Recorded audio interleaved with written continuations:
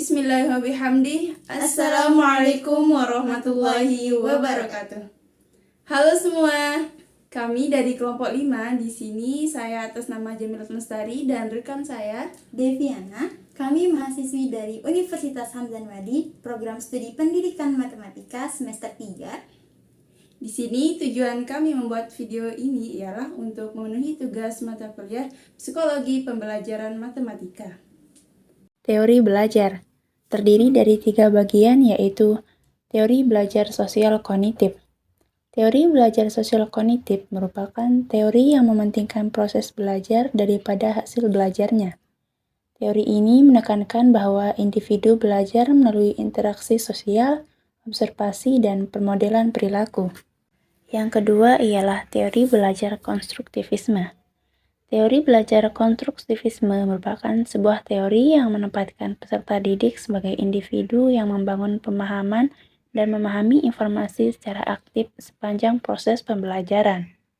Yang ketiga, teori belajar humanistik. Teori belajar humanistik adalah salah satu teori belajar yang dilandaskan pada psikologi manusia.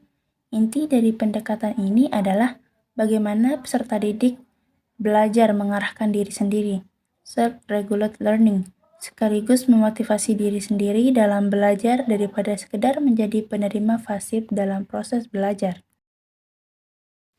Memaknai ragam kerangka strategi dalam pembelajaran dibagi menjadi 3 bagian. Yang pertama ada pembelajaran yang berdiferensiasi atau developmentally appropriate practice.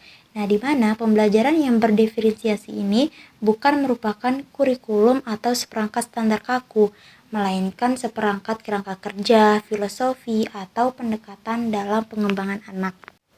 Kemudian yang kedua yaitu pembelajaran yang tanggap budaya atau culturally responsive teaching. Nah, di mana pendidikan tanggap budaya adalah model pendidikan teoritis yang tidak hanya bertujuan untuk meningkatkan prestasi peserta didik, tetapi juga untuk membantu siswa menerima dan memperkokoh identitas budayanya. Dan yang ketiga yaitu pembelajaran yang sesuai level atau teaching at the right level. Nah, di mana pembelajaran yang sesuai level adalah pendekatan pengajaran yang berpusat pada kesiapan belajar peserta didik, bukan hanya pada tingkatan kelas. Materi selanjutnya ialah school well-being, yang di mana school well-being adalah peristiwa yang mengacu pada kondisi kesejahteraan dan kebahagiaan siswa di sekolah. Terdapat 4 dimensi school well-being yang kemudian dijelaskan oleh Konu dan Rimpela sebagai berikut. Yang pertama, having, yaitu perasaan individu terhadap kondisi sekolah, yang dimana dimensi ini meliputi lingkungan fisik sekolah. Yang kedua, loving, yang mengacu pada lingkungan sosial saat pembelajaran, meliputi hubungan dengan guru, dengan teman kelas, dan interaksi dalam kelompok. Yang ketiga, being, mengacu pada bagaimana individu di sekolah menghargai keberadaan mereka. Dalam hal ini, guru dapat bekerja dengan baik dan menghargai perannya. Dan yang terakhir, health atau status kesehatan, yang mengacu pada kesehatan fisik dan mental peserta didik serta guru di sekolah. Tokoh teori belajar dibagi menjadi 4. Yang pertama, teori Brunner, di mana dalam memandang proses belajar, Brunner menekankan adanya pengaruh kebudayaan terhadap tingkah laku seseorang dengan teorinya yang disebut free discovery learning. Ia mengatakan bahwa proses belajar akan berjalan dengan baik dan kreatif jika guru memberikan kesempatan kepada siswa untuk menemukan suatu konsep, teori, aturan, atau pemahaman melalui contoh-contoh yang ia jumpai dalam kehidupannya. Teori yang kedua yaitu teori Van Hill. Nah, di mana teori Van Hill ini adalah teori yang khusus digunakan dalam bidang geometri. Teori belajar Van Hill ini menekankan kecepatan tahap berpikir, di mana menurut Van Hill ada 3 unsur utama dalam pemahaman pembelajaran, di antaranya yaitu waktu, metode pengajaran, dan materi pengajaran, yang dimana ketika ketiga unsur tersebut ditata secara terpadu atau digunakan dengan tepat, maka akan meningkatkan tahap pemikiran yang tinggi dan menekankan kecepatan perpindahan berpikir. Kemudian yang ketiga yaitu etnomatematika. Nah, di mana pencetus etnomatematika yaitu De Ambrosio. Nah, di mana De Ambrosio ini mendefinisikan etnomatematika sebagai matematika yang dipraktikkan oleh kelompok budaya tertentu, seperti masyarakat perkotaan atau pedesaan, kelompok buruh, anak-anak dari kelompok usia tertentu, masyarakat adat, dan sebagainya. Nah, yang terakhir yaitu teori Dines, di mana Dines mengemukakan bahwa tiap-tiap konsep dalam matematika yang disajikan dalam bentuk yang konkret atau nyata akan dapat dipahami dengan baik. Artinya, benda-benda dalam bentuk permainan akan sangat berperan jika dimanipulasi dengan baik dalam pengajaran matematika.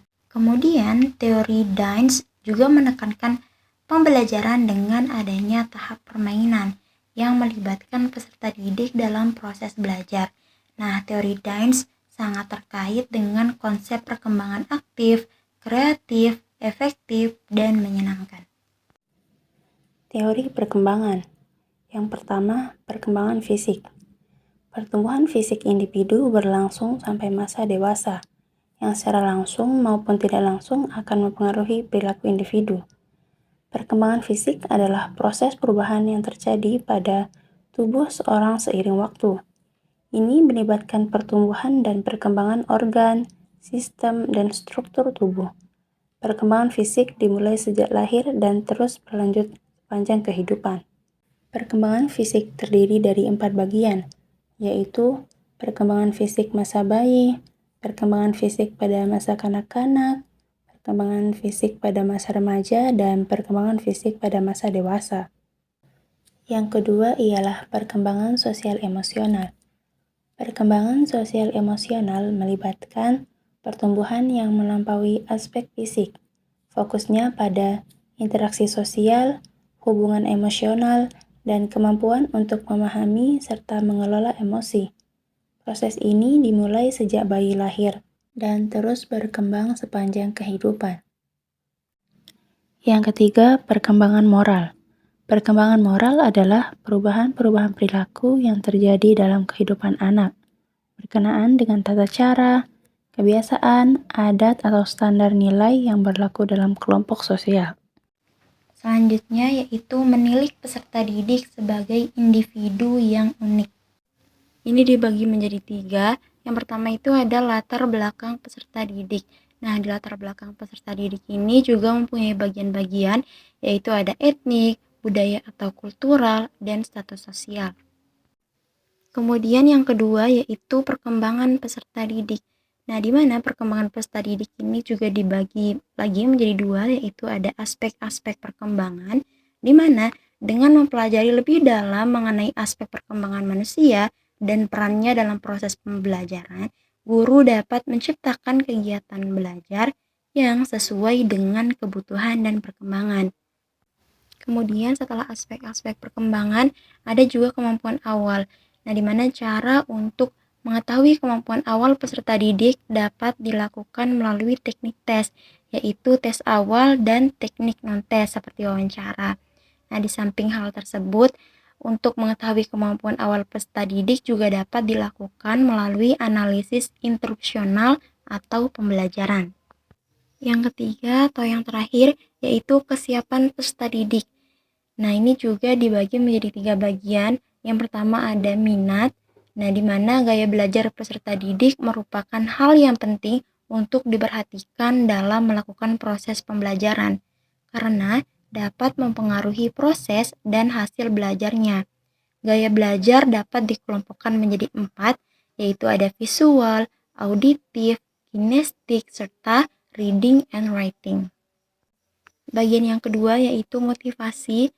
Motivasi belajar yang tinggi dari peserta didik itu akan tampak dari ketekunannya dalam belajar yang tidak mudah patah atau tidak pernah putus semangat untuk mencapai keberhasilan meskipun banyak rintangan yang dihadapinya. Nah, bagian terakhir yaitu gaya belajar. di mana cara yang konsisten yang dilakukan oleh seorang murid dalam menangkap stimulus atau informasi, cara mengingat, berpikir, dan memecahkan soal pada proses pembelajaran.